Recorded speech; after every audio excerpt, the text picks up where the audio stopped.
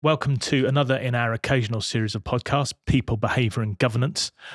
This is a spin-off from our employment and HR webcast, where we take a topic that's challenged or interested us recently, and we ask some subject matter experts to come in and tell us what they know about it. Recently, we've been looking a lot at the issue of challenge, particularly at board level in organisations, and the role that challenge plays in sort of managing behavioural risk at senior level within organisations. This is a topic, I think, which has particular resonance just recently, particularly with the resignation of Dominic Raab from the government in the UK. Following a report which upheld allegations of bullying. Part of his defence to those allegations was that he was simply engaging in challenging his civil servants. The complaint amongst his staff, however, was that instead of challenging them, he was engaging in bullying and harassment.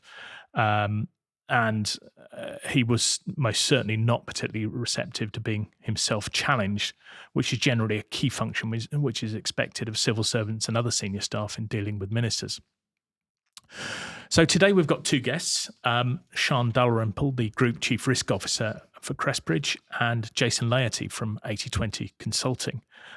Sian has got I think it's fair to say, Sian, a wide experience of risk governance at a variety of financial services institutions. And Jason, of course, has been the senior partner and chair of KPMG in his past lives, and now sits on a number of boards as a non-executive director. So arguably challenge is quite literally his job. So both welcome to the pod. Sian, coming to you first. The topic this week is challenge. Do you regard that as a sort of an important concept in the management of risk? Is that something that's central to what you do? I think it is, Huw, and I think it's a really interesting topic as well. Obviously, governance as a whole is integral to risk management for any firm, not just a financial services firm. But I think and you and I have talked about this before, what you've seen is a development in the eyes of the regulator that they expect to see proper, robust challenge, not only at board meetings, but also by management, but also by other staff in terms of what are you trying to do? What are you trying to achieve? And I think there's a lot that can be done. And you raised the Dominic Raab story, which is always interesting, because I think there is a difference between challenge and bullying tactics. And I think we need to be really careful around people's behaviours. What's challenge for? What kind of risks does it address? I think you've got to be really careful that your compliance and risk department are not seen to be telling people what to do. Compliance and risk is owned by the group, by the business, by all employees.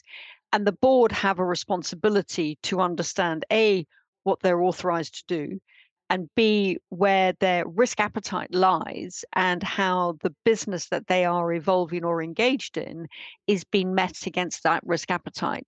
And people need to be able to be comfortable to stand up and go, that particular type of activity doesn't sit with our risk appetite, or we're sort of pushing beyond the boundaries of what we've previously agreed. Doesn't mean that your risk appetite needs to stay static. In fact, it shouldn't stay static. It should be refreshed on a very regular basis in line with where the regulators are going, but also where your own industry and your clients are moving. And so I think being able to challenge the direction of travel is really important. And of course, it doesn't come particularly naturally to a lot of people to engage in challenge, particularly at senior level where you might have some big characters like Jason on boards. How do you encourage challenge? How do you get people to do it? I think it's a very valid point, because in certain firms, you might not have the benefit of someone like Jason being a non-exec director on your board. It might just be an internal board because you might be privately owned as opposed to being listed. And therefore, you might come up against people that you are responsible for, or someone that you report to, and you sit on the same board. So you've got to be able to help people to identify that their role on a board is independent of their role within the firm. And therefore, that the reason they've been brought onto that board is because of a particular skill set. And they need to engage that skill set with the other board members to drive the business forward. For me, that's a really important aspect. And you need to coach people, and I think Jason will have some good experience as well in this area. It's not something that you know overnight. You need to be coached. You need to have someone who's got more experience sitting on a board who can guide you as to what the right thing to do or say at the right time is as well. Jason, is that something that you've experienced? Do people need to learn to challenge? Is that? I think they do. Yeah. It's something which does come with experience, but it's certainly a skill and a skill that can be coached. Um, there's a listening element to it, which is incredibly important, as well as knowing what type of questions to ask and when to ask them. So very much so, yes. Yeah.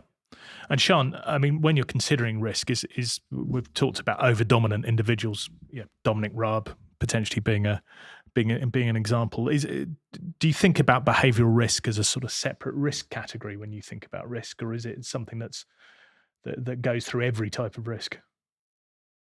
I've always enjoyed the topic of behavioral risk, and it's really interesting to see some of my ex-colleagues in various firms who now just concentrate on behavioral risk within a financial services firm. But behavioral risk, I think, impacts everything that you do, whether it's financial risk, liquidity risk, compliance, or AML. There's always behaviors, good behaviors and poor behaviors, which will impact the outcome of those particular risks. And so it's subliminal in terms of what you're doing, but I do think that you can also raise it as a proper topic. And I think what you're increasingly seeing is more people talking about it as a topic in its own right. And I think it warrants a really good debate, not only at board level, but all the way through. What does good look like? You increasingly are looking at firms who want to hold people accountable. Years ago, I was at a financial services firm, and we were the first firm to introduce a red flag program, which took account of objective outcomes of people's behaviors against their pay and rations. And now that's almost routine in a lot of firms. But it's making people understand what does good look like. So I think behavioral risks are really important in terms of what we're trying to do and trying to achieve. And are there some personality types that you'd think as higher risk within an organisation? I think yes, but you've got to be thoughtful about why you've got them, and having been brought up in a sort of trading floor environment, you're always going to have interesting alpha individuals with a very dominant personality. But on a board, and I'm sure Jason will be able to talk about this as well, when you are on a board and you're there considering the strategy and the outcomes of a particular firm's processes and business activities, if around that board you've got a dominant voice, one thing tends to happen unless you've been properly coached. Everybody else shuts up, and that dominant voice takes over, and it becomes a one-person show, and that can't be allowed to happen. But there are some people, particularly if you are working with that individual, who don't feel comfortable to challenge, and I think that's something that we need to address collectively. Jason, I'm sure you've had experience of that as well. Yeah, I mean it's a very good point, and I think to develop that further as well, the chair's role in that is critical. I mean the chair shouldn't be that dominant personality either by any degree, and he or she should act as more of a peer to others, so they can contribute. But I think what's important, the underlying theme there is the chair needs to be creating that kind of psychological safety, so people can speak up and feel as though it's safe to do so, and their contribution will be taken account of. So absolutely, I agree with that. Yeah, And I think just picking up on that, I think if you've got a really good chair, what they will also do is invite comment from other members of the board. And so give them that psychological safety, but also know that their views are important through inviting them to speak up and to express a view and an opinion. And I think that's a really important role of the chair. You're almost challenging them to challenge, if you like. Yeah, in a funny sort of way. I think that's a good way of looking at it, Huw. Yeah, but you want to make them feel safe that it's right to do it, and that there's no comeuppance outside of that boardroom. Yeah. So, Jason, there's quite a bit of guidance that suggests that particularly the sort of corporate governance code that suggests that you should challenge a formal stage in decision making. Have you come across that?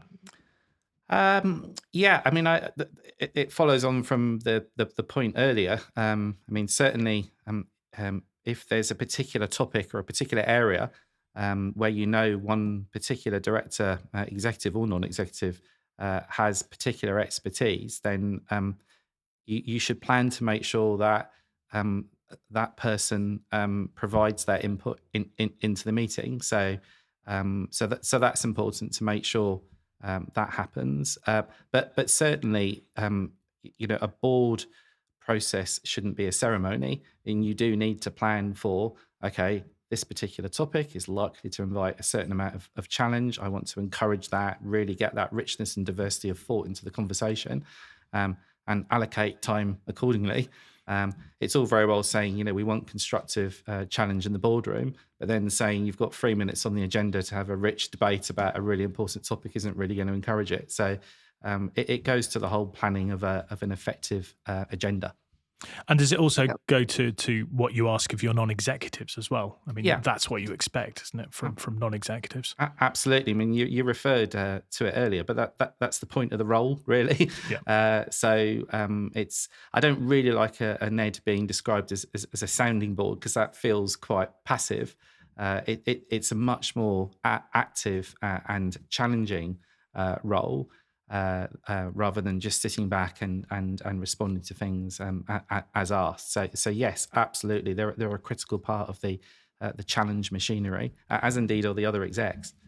So when does it go wrong? What makes challenge unconstructive, if that's the right word? Or destructive. Unconstructive. I mean, I guess a dominant personality, or one where you are sensing that there's point scoring or perhaps hidden agendas there, and you really need to be sensitive as far as you're able as a non-exec to the influences outside the room. So it can certainly there's always a risk that it could verge into that, and there's some interesting research that's been done about it's a spectrum. Challenge is a spectrum.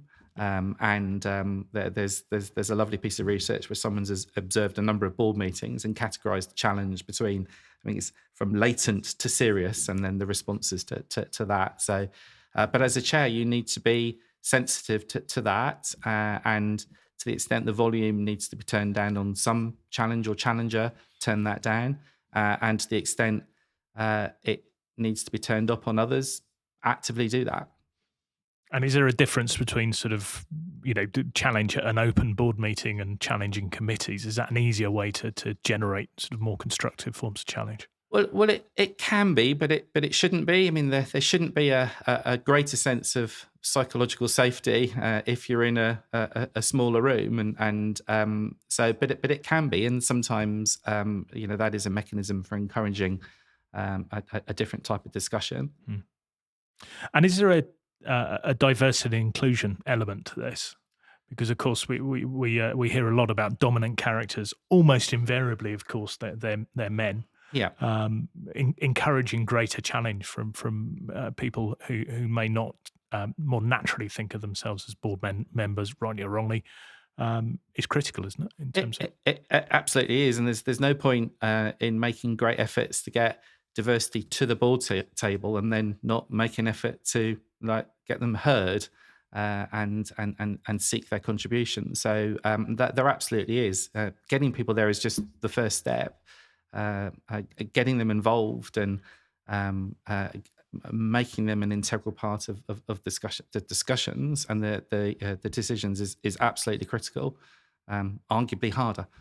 Yeah, and Sian, we've heard a lot recently about sort of AML requirements, particularly in relation to non-executives. Do you think challenge plays a role in sort of deciding on things like organisational risk appetite and things like that when you're talking about AML? I think it does, Huw, but also, your board needs to set the risk appetite, and that should take account of not only your business activity, but where you are, if you're a regulated firm, where you are, what your standing is with the regulator, the type of business that you are currently doing and that you wish to develop. And the board needs to understand all of that and reflect on it, and then also appreciate that the financial crime world is constantly changing. As you know, we've always talked about AML, KYC, and then we started talking about terrorist financing, and now we're talking about weapons proliferation.